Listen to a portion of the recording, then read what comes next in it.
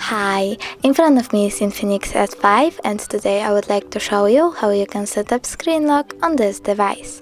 Firstly, open Settings.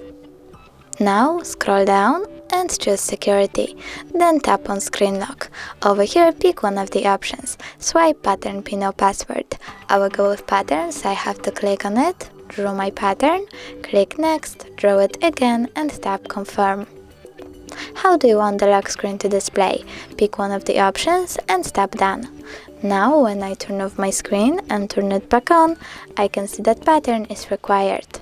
Thanks so much for watching. If you enjoyed this video, don't forget to leave a like, comment and subscribe. Bye!